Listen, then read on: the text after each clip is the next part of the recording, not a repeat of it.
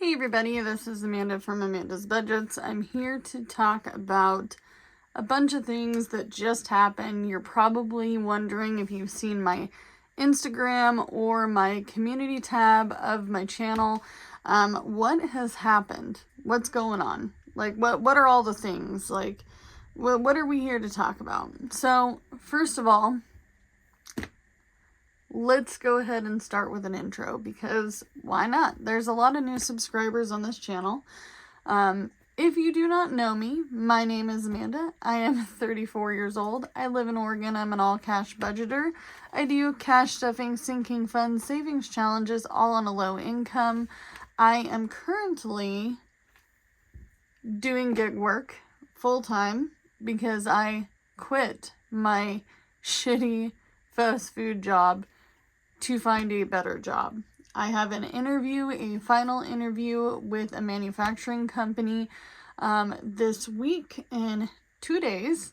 I'm really super nervous. I'm excited. It's totally fresh, something I've never done before.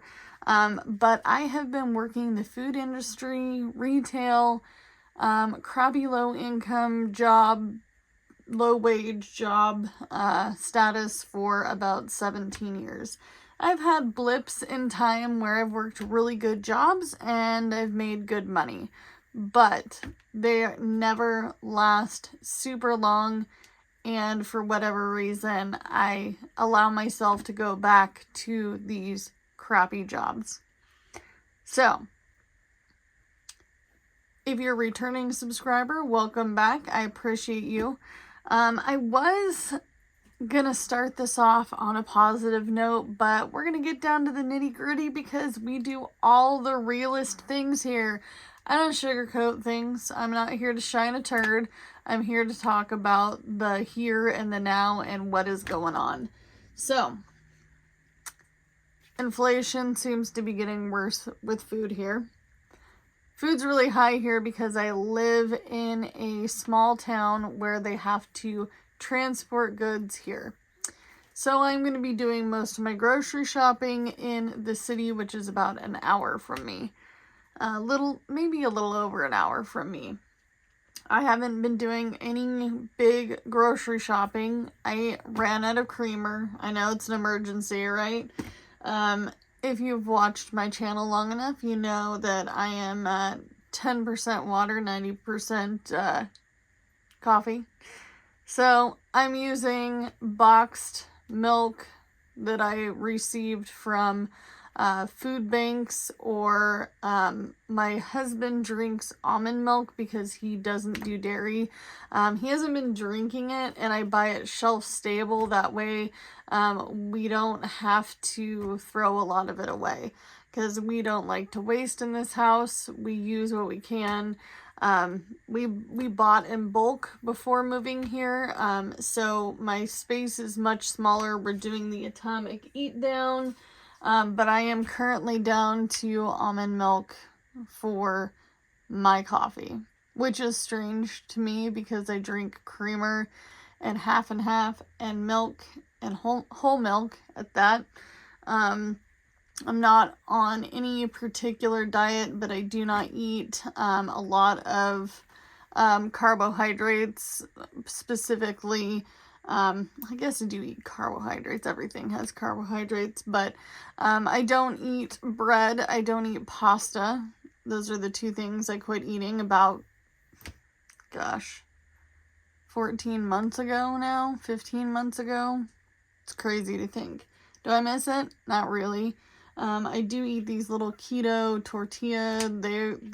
Those things have gotten expensive, like $5. But in this house, we try to stretch every single dollar. Being on a low income has made me kind of a cheapskate. I don't spend money on anything unless I have to. I don't like to go buy clothes. I don't like to buy shoes. I don't shop on Amazon freely. I don't do any Target, Walmart, Macy's. Those are just stores I don't go into. The only stores I've gone into lately are grocery stores, and that's to get bare necessities.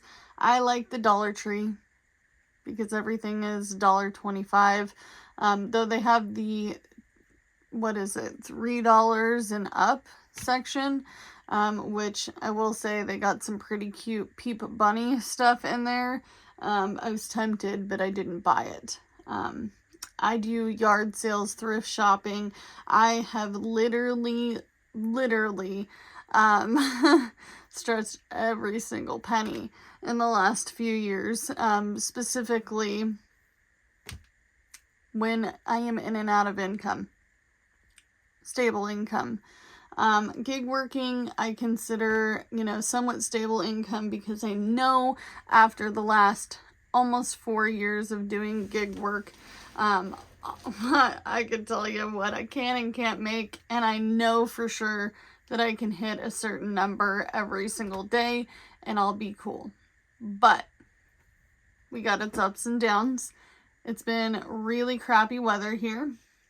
I have been planning, as you can see if you've watched any of my videos, I've been doing some pretty intense planning. I've been thinking about last year well before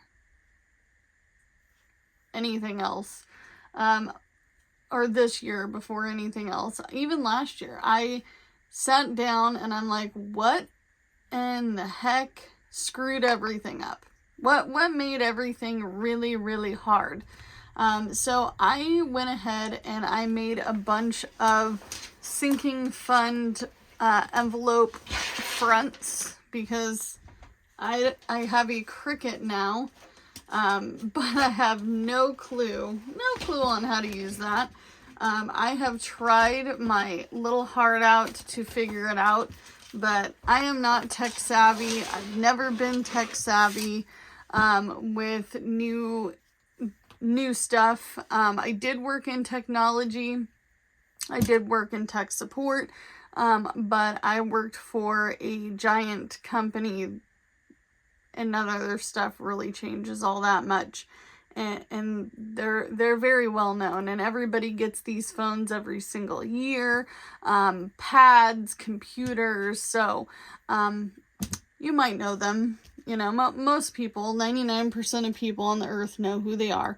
But I have a lot of binders now, and I feel kind of like a crazy person because I'm like, this is a lot of binders, but I feel like I need them.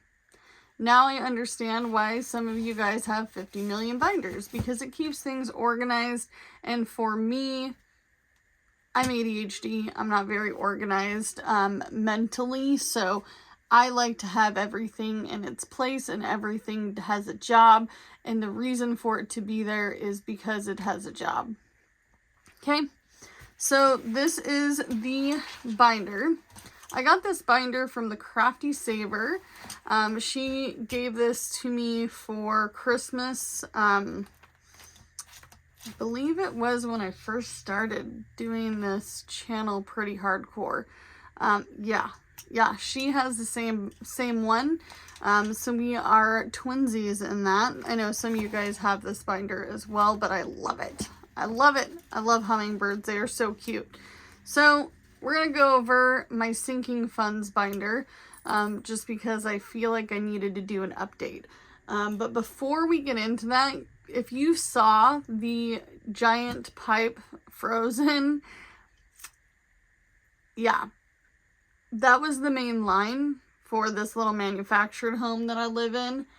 My husband had to call a plumber whom we've worked with on other projects for our bathroom, which, by the way, our bathroom's new name is Satan Bathroom, because it is literally, when I do the before and after video of this bathroom, you guys, oh, you're gonna say, oh, no, that's a bad bathroom. It's not. It's functional. It's functioning. You can take a shower. You can use the sink. You guys seen my sink. I love the shit out of that sink. That sink is amazing. That sink is amazing. It's a deep sink. It has the pulley faucet. I love that. I love that we could wash little Sophie, my husband's dog, in there. She looks so freaking cute and miserable all at the same time. But we're like, Sophie, you look so cute in that sink. And my husband's like, now I know why you love this sink so much. I would love to replace the sink we have in the kitchen with a farm style deep white sink, but one room at a time. So we're doing the worst room, and that's the bathroom. Plumbing, this is an old place. It's 1966. I knew it was going to have problems. That's why I bought it for $5,000 cash. So in that, we've had in the negative weather, which I'm sure you've been seeing all over YouTube land, because I have been seeing it all over YouTube land. And I'm going to tell you, it doesn't usually get this cold. We get snow. I am in the high desert of Oregon. We get really, really cold, snowy weather, and then we get really, really hot. Especially since I'm kind of in a plateau now. I don't know how I'm going to feel about summer over here, but I know that right now me and winter are not good friends. Usually winter is pretty scary as far as driving. Lots of, thick ice underneath really fluffy, white, crunchy snow. Which can be an indicator that you might be safe, but you might not be safe, and we have to do long drives to get to things like my interview and big grocery stores and stuff like that, which is totally, it is what it is, right? Obviously, if I could have bought a house in the city or in a big area, I probably would have, but this is what I could afford, and we're gonna do what we can with what we got, and we own this. We own this place. This is our place. It's ours. We don't have to worry about it. It's a cute little manufactured home. The space rent is the right price for what it is. We love it. I love it here, but I don't love the frozen pipe. So that was the main line. The plumber and my husband cut that sucker out, and they brought it up to the porch and showed me what was going on, and yeah, that was not fun. It was going to take quite some time, possibly, weeks or a month to unthaw that normally. So we had to spend some money, some unfortunate money, from our gig working to pay for that particular job, which was really, really unexpected. So that's why I revamped this sinking funds binder. So we have emergency. I am going to put this out there. Somebody was like, $1,000 isn't enough. I get it. But I am not even at $100 for this emergency fund. We're at empty. Okay? I was planning on putting money into this emergency fund, but I had to use it for the plumber. And then some. So, getting to $1,000 is going to be hard. Getting to $500 right now is going to be hard. But we're going to do what we can with what we've got, and we're going to try to just get to $1,000 this year. Winter fund. You've seen this in the past. If you've watched my channel, you know I have always wanted to plan for winter. Now we don't really have a choice. We're planning for winter because winter is coming, and I used to live on a off-grid property in my homelessness.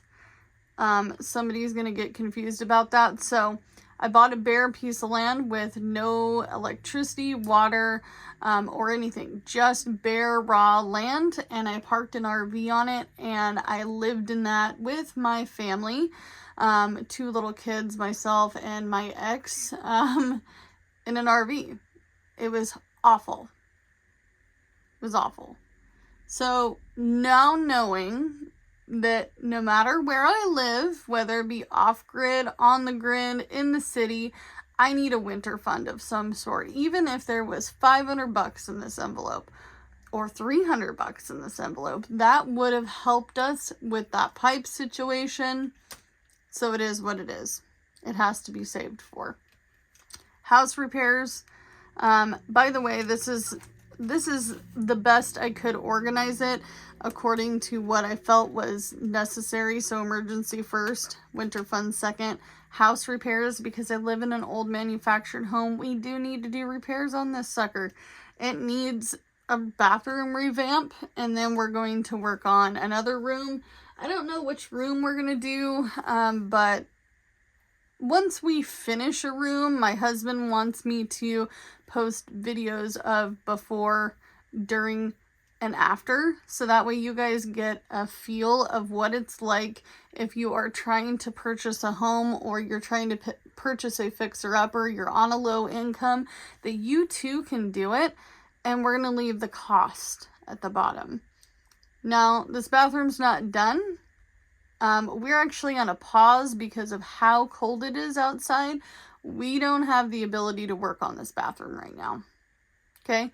And we're also on a pause because we're doing job switches, job finding, we're gig working, we're just in the here and the now. So, this spring, we will be showing a lot of before and after videos of bathrooms and decks and other rooms in this house. Knowing that we bought this as a $5,000 house, you know, $5,000, you get what you pay for, right? So, house repairs has to be funded. We're going to be funding like one project at a time, even if it's a small project. Car maintenance. I don't always show you guys car maintenance because I'm terrible with it. So let me explain how I gig work. So somebody's like, well, how much does it cost? I'm like, well, I overall know how much it's going to cost me because I do maintenance on my car every year. I do oil changes. I bring it to the dealership, but I don't usually put it in my budget. I don't even budget gas because I already take money every day from what I made to fund these things. It's just something I've done. It's something I was suggested to do. There was a guy who is a gig worker who was sitting in a parking lot, and we had a long discussion, half-hour discussion on how he does it. And that's how he does it, so that's how I've been doing it, and it works out fine. I keep my receipts. I am diligent. My tax lady loves my organization. She's like, girl, you got it all in every category. And I'm like, yes, I do. If you are gig working for the first time, please get yourself an accordion file holder thing like this one that I use for my savings challenges. And start labeling these. Start labeling each section. This one's gas. This one's mileage. This is when I go get a car wash, or when I go get tires. You know, those are things you can write off. Obviously, I'm not a tax professional. I don't even do my own taxes. So please check out your taxes in your local area. Mind you, it's not a full write-off. It's a percentage. Okay? So there's that. Second vehicle. We can't be rolling around with one car anymore. It's not going to work. There's going to be a lot of traveling. If I want to go to work and my husband's going to go to Lowe's, we need two different cars to do that. We do really love Lowe's. My husband spends a lot of time calling Lowe's and hanging out in the plumbing section right now. However, we're looking for a larger van or a truck. And it's not going to be the newest vehicle. That's a second vehicle. We know that. So we're not going to be saving $20,000 or $10,000. I'm thinking anywhere between $3 to $4 grand for a vehicle. You know, his uncle does go to auctions. He resells vintage cars. He does get his vehicles from these auctions, so he has a leg up there, where I never had that before. So I just bought random $500 to $1,000 cars off of Craigslist and Facebook Marketplace for many years, which was a dud. Don't do that. It's a bad idea, especially when you know nothing about cars. Pet care. So pet care is something we always have to think about. I do need to get some sand again this time around for Kiwi. She is our bearded dragon. She is a couple years old, but she is a very, very cute dog-like reptile. We also have Steve. Steve Irwin is our snake, and then we have a bunch of leopard geckos, which all have food names. Marsh Pillow, because he's white. He is a morph. And then we have Mango, who's also a morph, and she's more of an orange and yellow. And then we have Banana. She's our oldest gecko, and she is my oldest son's gecko, and he loves her to death. Just loves her. And he always asks, "Can I hold Banana? How's Banana doing? Is she okay?" He is really serious about her, so he's technically, you know, the owner of her, but we take care of her, obviously, because he's 12, and he doesn't have a job, you know, figure that, right, 12-year-old doesn't have a job. And then we also have long-term savings. This is something I've always wanted to do because long-term savings is important, whether I get it in a high yield or what have you.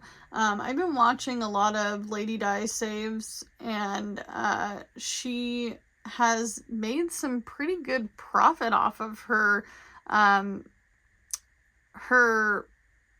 what do they call them? Buckets? Are they buckets? Are they envelopes? I don't know. I don't do high yield savings accounts, but she made good profit off of them. Another one is future investment. This is obviously the last on the list from all these things, but I will go over in another video once I do some calculating what I want these to be fully funded at. I have some new stuff that's going to be in my shop that is digital.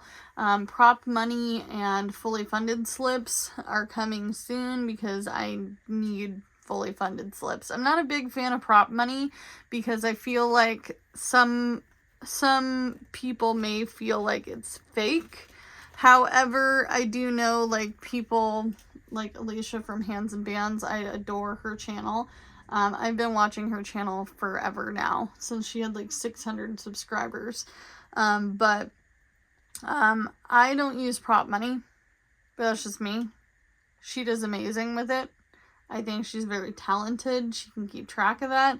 The way she keeps track of it, you know, I don't have that mindset. I'm ADHD. But my future investments might even include starting a small business because I want to do that. I am not sure how I'm going to be funding these at this moment. I'm a little nervous. I'm not going to lie. I get paid tomorrow. Tomorrow's the 17th, right? I believe so. See, I don't even know what day it is anymore. But I get paid. We're going to go over our paycheck, budget by paycheck. I know, you guys are probably going to go, "Amanda, what are you doing? Like, why are you redoing it?" So we're going to be going over this monthly budget plan. We're going to revise this. We're just going to go down to the bare necessities of what we absolutely need. So if you're in the same position I am in, please remember your house, your food, your utilities, the way you're going to get to and from work, all those things come first. And then, of course, making sure that you're making a plan to make basic payments on credit cards, personal stuff, and all the other things. I cannot go without a phone. Most of us can't these days, but I definitely can't go without a phone because I am a gig worker and that's my work. If you have to go prepaid, go prepaid.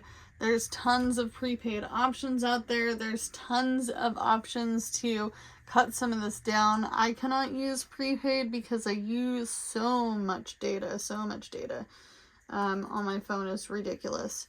But do what you can with what you got. We'll go ahead and revise this in the next video, and we'll do a cash stuffing of my last paycheck and whatever I've got left from gig working after that unfortunate repair. But do what you can with what you got. Bye, guys.